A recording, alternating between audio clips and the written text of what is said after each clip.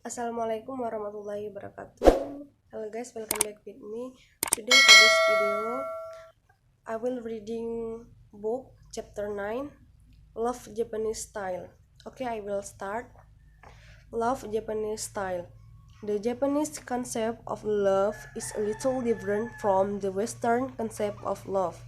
A young Japanese couple talk about love from their personal experience in this article. When Mr. Yoji Morita married Miss Tamiko Minamura last year, his father compared the couple's new life together to a railroad train on a long, unknown track. There may be curves and dark tunnels ahead, he told them, but we wish you a safe journey. The first year of the journey together has provided a variety of personal discoveries about everything from dirty laundry to family finances for the newlyweds. But overall, the young couple, who are typical of millions of Japanese, say their semi-arranged marriage is going well, and they feel a certain closeness slowly developing between them. They call it love. I feel so relaxed when I get home with him, said the 27-year-old Mrs. Morita, who has kept her job as a bank teller. She does such nice things, said her husband, a 30, 35-year-old television film editor. The other way, when I was sick in bed, she gave up a trip to the country with her friends to stay home and care for me. During each of their 6 work days a week, they talk by phone and almost always meet each evening to make the 1 hour train ride home together. In the streets, they hold hands. In restaurants, they sometimes playfully touch each other. These are subtle but significant changes in the growth of Japanese marriage relationship, where open signs of affection have not been common.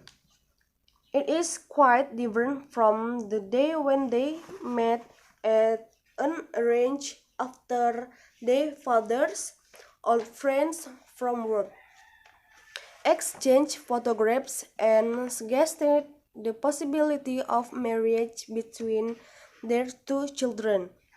The two young the two young pa- the two young people the two young people who could have said no to the idea did not even get to speak at first. 10 days after this meeting, Mr. Morita phoned Miss Minamura to propose. She decided almost immediately but waited 3 days to answer.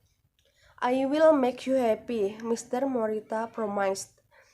Then in October, Japan's most popular marriage month, the two families were joined in a wedding and reception that cost about $13,600. It was planned to be the most important day in their lives.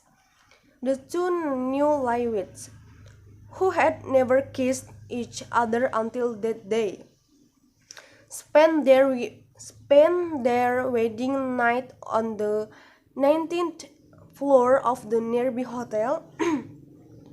Then they left for a quiet southern vacation resort on a short honeymoon. They lived in the two upstairs rooms of the home of Mr. Morita's parents. There they usually eat breakfast and dinner with the other couple and frequently watch an hour of television together. The mother-in-law cooks during the week, and the new bride cooks on Sundays. In exchange, the young couple pays $280 of their combined income for food and housing costs. They save $240 a month for the coffee shop that Mr. Morita would like to open and for the 3 children they plan to have. When they have children, the bank may force Miss Morita to quit, or she may choose to. I won't tell her what to do, said Mr. Morita. If she wants to quit, okay. If she wants to work, okay. Politically, they have spirit fevers, but we never fight, Mrs. Morita said. We don't hate each other like some couples. If a quarrel is heating up, then we both just keep quiet and let it blow over. Besides, he often apologizes to me, and that solves the problem. But Mr. Morita has, in his first 30 months of marriage, sometimes been annoyed by what he regards as nudging. Typically, this happens when he leaves socks or shirts scattered about.